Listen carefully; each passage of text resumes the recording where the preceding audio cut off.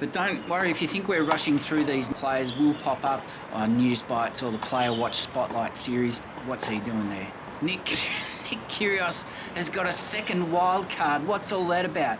Is that favouritism?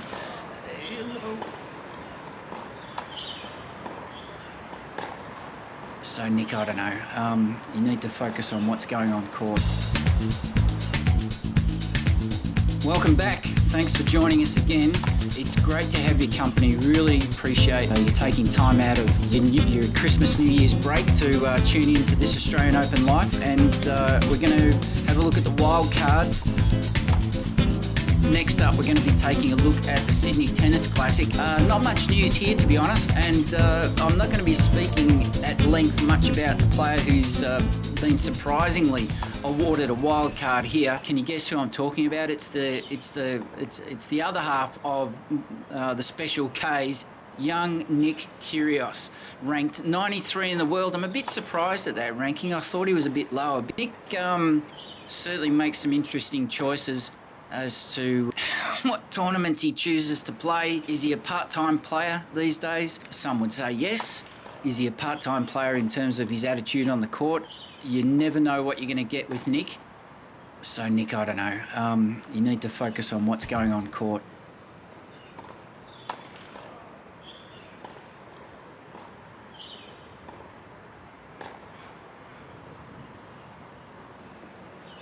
The main draw of the Sydney Classic, Alex de Minaur in the main draw there.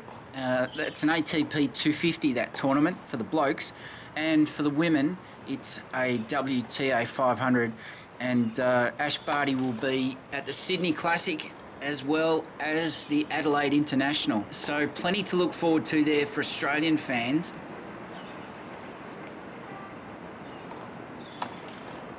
Welcome back to this Australian Open Live. We're taking a look at the wildcards and we're halfway through. We're now going into the Melbourne Somerset and there's a lot of players to get through here.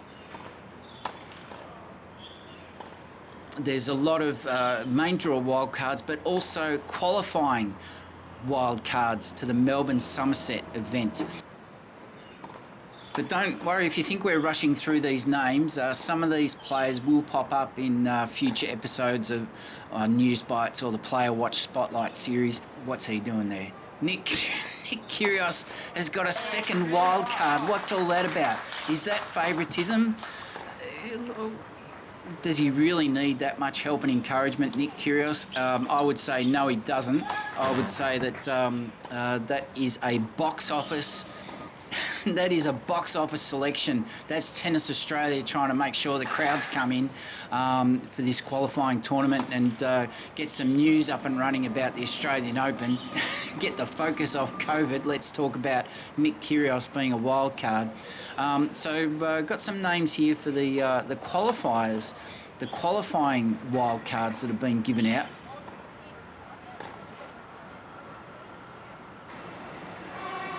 Now, in the main draw is some familiar names. Alexei Popyrin, Jordan Thompson, who's having some really solid results on the tour. The last 2 to 3 years, he's really found his feet. Rafael Nadal is confirmed to come, of course, as we know. And Grigor Dimitrov.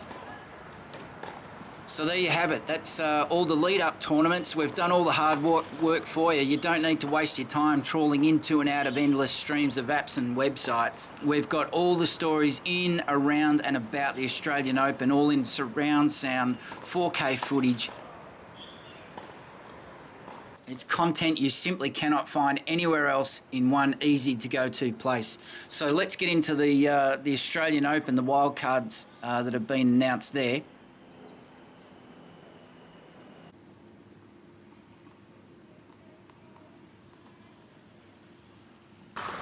Welcome back to this final segment of the Spotlight series. This is actually our final crack at checking out the wildcards for the summer of tennis at the home of the Australian Open, given out to Australian players for the main draw of the men's singles at the 2022 Australian Open. And we dropped his name in just before the last break, and it's the special K that we do like talking about, Thana Kokkinaki, currently ranked 103 in the world, fighting back after years of injury. The right-handed two-hand, really, really unlucky with so many injuries over the last 6 to 7, 8 years. It's great to see him back, and during those injury-ridden years in the recent years, he actually had a great quarter-final win. I think it was in Dubai against Roger Federer. So, you know, the kid, well, he's not a kid anymore, he's 25, but the kid knows he can play and compete at this highest level. He went through 5 really testing matches at the Adelaide International, beating a Frenchman and American. Oh, he beat John Isner in the second round at Adelaide. I didn't know that. Got over Marin Cilic in the semi-finals and beat the Frenchman Arthur Rinderknecht in 3 tight sets, getting home in a comfortable 6-3 win in front of friends and family at Memorial Drive. So Thana had a great boost in his confidence. He's a former top 10 junior who had his first ranking point 8 days after his 15th birthday. I still remember him being brought in as a substitute to play with Serena Williams in the Hopman Cup in Perth. He was just 16. That's where it was. He beat defending champion Roger Federer in the 2018 Miami Open in the second round as 175th ranked qualifier, and he was the lowest ranked player to beat a world number 1 since the number 178 Claver beat Leighton Hewitt. It was defeated by the world number 178, the Frenchman Claver, at the 2003 Miami Open in the second round. So yeah, Thana, he's got what it takes, and if he can just lay off the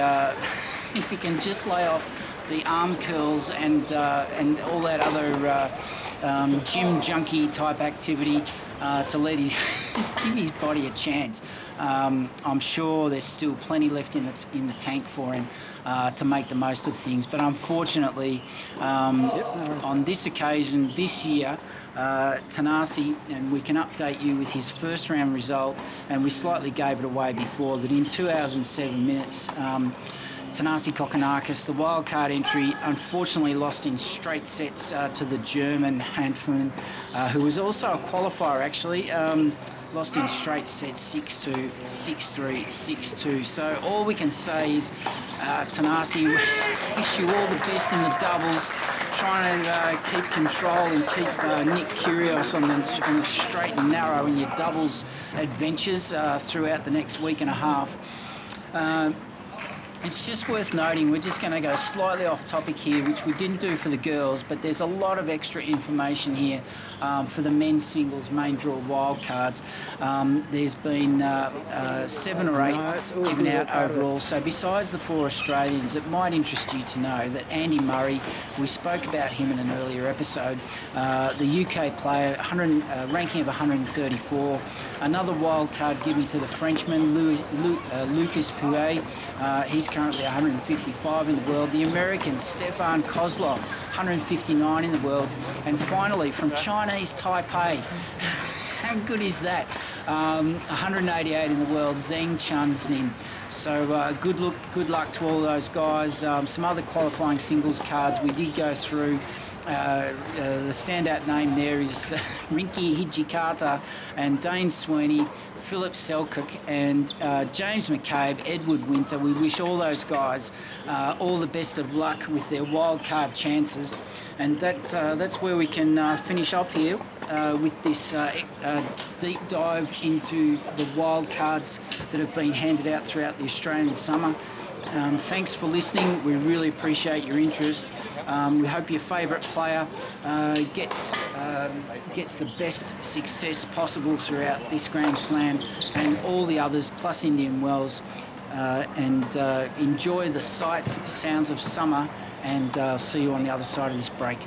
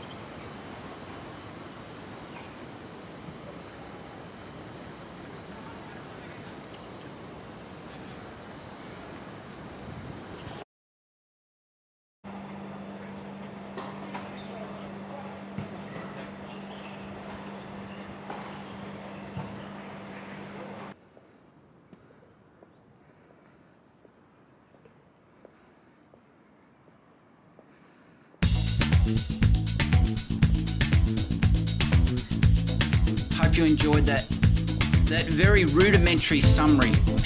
I'm not going to pat myself on the back about the quality of this episode. It was really just about bringing together all those names of all those players and just letting you know that that's where things are at, because we live in a digital age, but it's actually sometimes not that easy to find all this information. And the Christmas New Year's break, I mean, who wants to spend all their time looking at endless streams of apps and websites and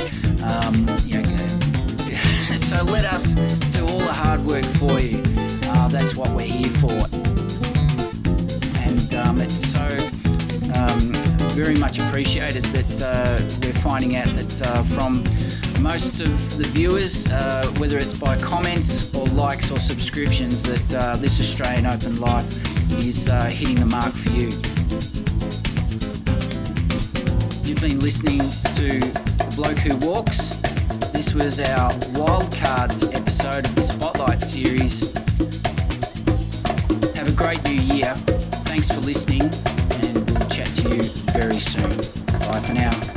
Based in Melbourne, Australia, this Australian Open Life is produced by Wise Words Media and Calvary Films.